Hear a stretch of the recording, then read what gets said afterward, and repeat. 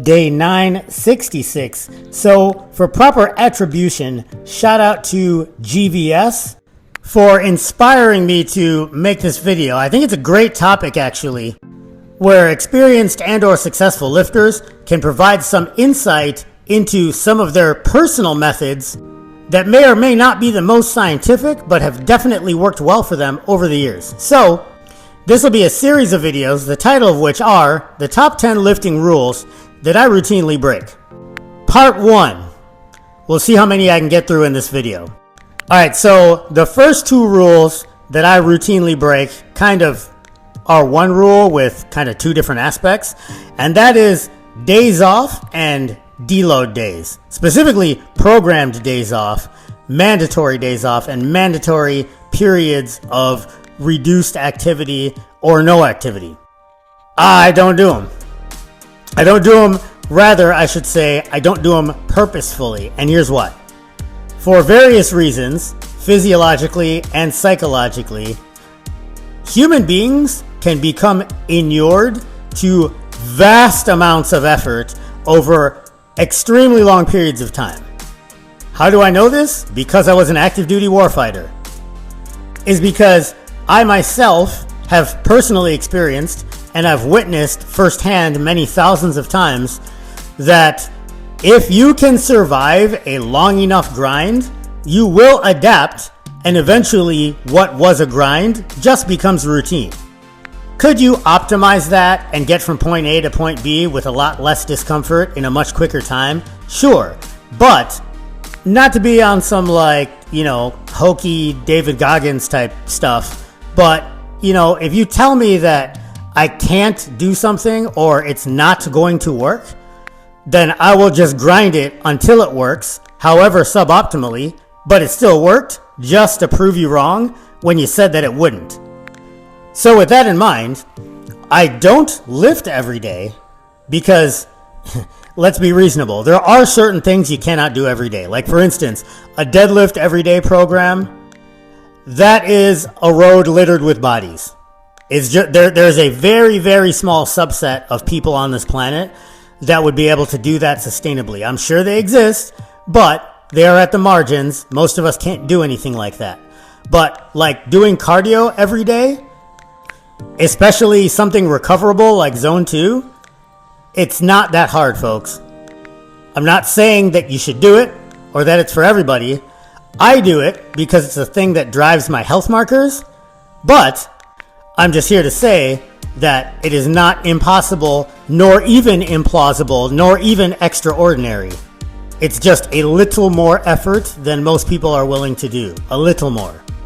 So in that respect, the whole days off thing, I flagrantly disregard. In fact, today is 966 in a row with no days off. And I've been improving both in strength and in conditioning the entire time.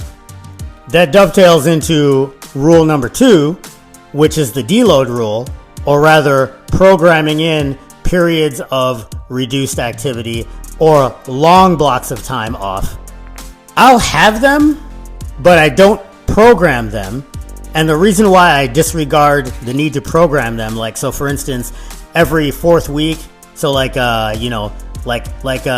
Louis' 3-week pendulum wave, or some people do every 6th week as a deload, something like that. I think they have their use in a sport specific context, absolutely. And certainly if you're an elite athlete performing at the margins of human capability, like you're super fast, super strong, super powerful, super endurant, whatever the case may be, 100%. Smart strength and conditioning would be to include deloads in those cases. I'm just a retired old warfighter trying to remain healthy and combat effective, so that doesn't really apply to me. Most of my training is at most a 6.5 or a 7 out of 10 effort wise.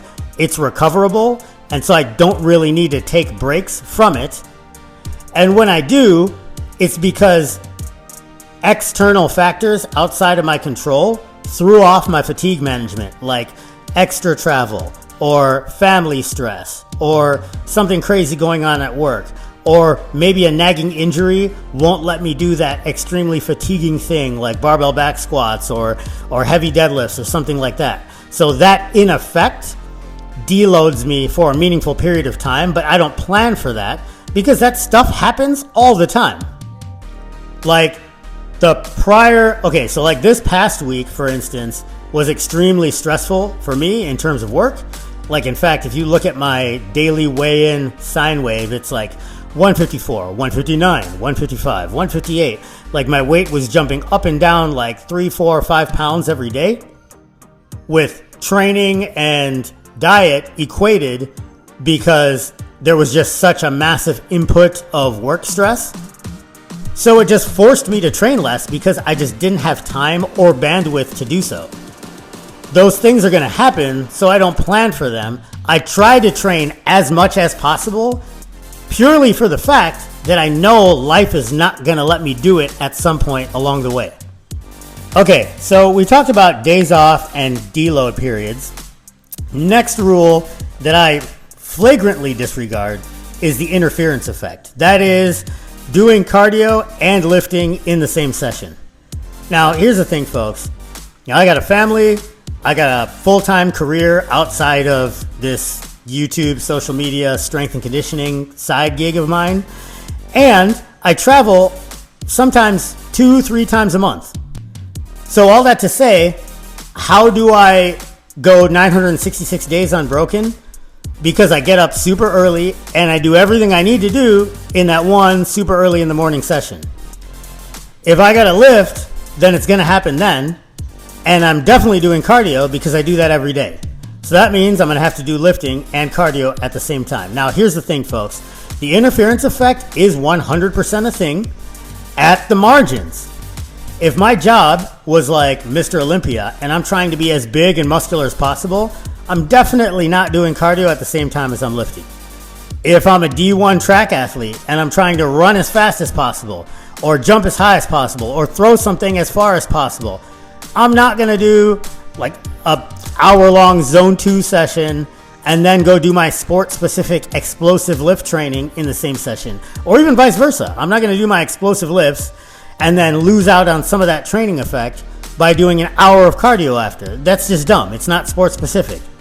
Specificity is king, folks, in all training. I'm a tactical athlete, so I need to be strong when I'm tired, and I need to not get tired.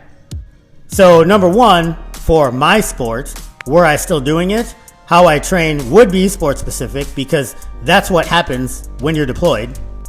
You don't have a good night's sleep. You don't have a nice breakfast. You don't get to do all your warm-ups and foam rolling or whatever. You just freaking throw on your kit and go.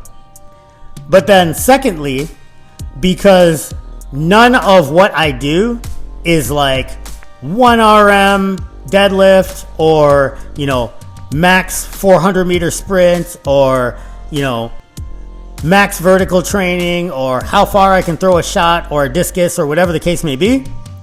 Because I do my cardio every day, my work capacity is at the point where other than my very top end strength, it doesn't really affect me. And the research substantiates this. The one thing that the interference affects first and most robustly is explosiveness. It's a rapid rate of force development. It's things like jumping, throwing, and then next, your very top end strength and speed. But things like triples on down, or like doing my zone 5 sprints, which are like, 80-85% as fast as I can go, probably something like that. An hour of zone 2 has negligible effect on that. So that's the first 3 of the top 10 sacrosanct, no-fail lifting rules that I very flagrantly break on an almost daily basis. What's the takeaway from all this, particularly for the younger lifters in the audience? That just about everything works if you're consistent. And furthermore, regarding what works better or worse or is quote-unquote optimal, using the range as an analogy, research and evidence are fantastic tools to save you a boatload of time by getting you on paper right away. But to get a really tight shot group, you just need more trigger time to figure it out for yourself. That's it for part 1, folks. Like, subscribe, leave a comment down below, join the Discord, link in the description. Thanks for watching.